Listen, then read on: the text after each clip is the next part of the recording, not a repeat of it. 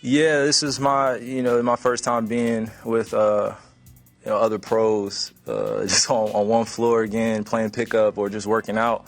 I'm thankful to everybody that helped me stay in shape during the time, playing in middle school gyms, playing in some college gyms, trying to keep things as private as possible, but also just with the intent to get the most that I can out of some of these pickup games. So it was tough, and I was resilient.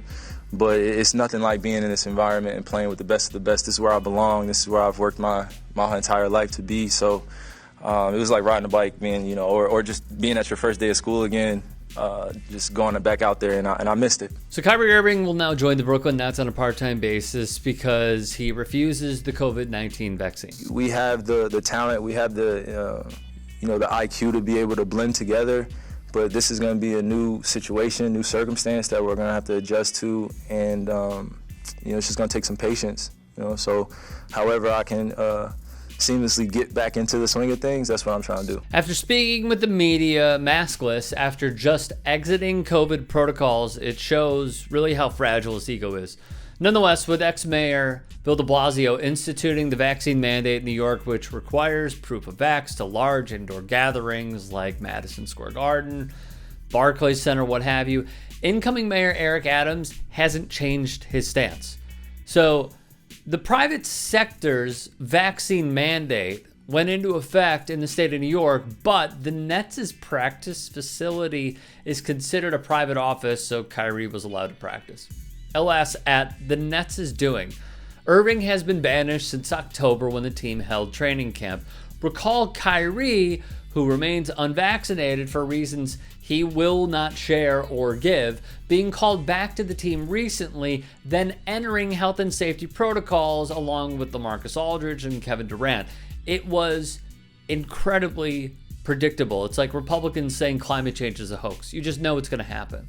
His first game that he could return could potentially be on January 5th in Indiana. Then he has to wait another week when Brooklyn goes to Chicago. And then after that, the 17th in Cleveland.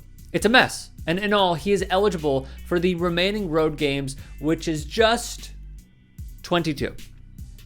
The reason he's back, well, first off, even if they are number one in the East, Brooklyn is a supremely better team without him. The second is, the number is 10. 10 players were in COVID protocols at its peak. The roster was decimated. They needed bodies, even if it was part-time. Bleacher Report reported that Kyrie misses out on almost $380,000 per game miss, so that's about $15 million of his salary. What troubles me is a few things. First, the Nets, what feels like eons ago, told Kyrie, you're either getting jabbed or not. Until you make the decision, you're banished from the team. Aside from Kyrie's fellow anti-vaxxers trying to rush into Barclays, which, by the way, he was mute on completely, not many in sports media hated on it. Not many disagreed with it at all. The more vaccinations, the better shape not just the country, but the world is in. So for me, what this does is set a bad precedent for both. We say give your all. Well, Kyrie isn't doing it.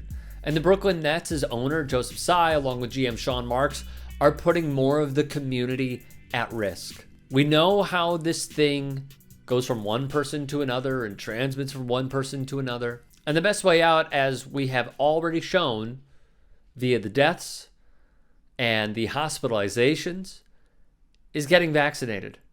It's a bad precedent all around.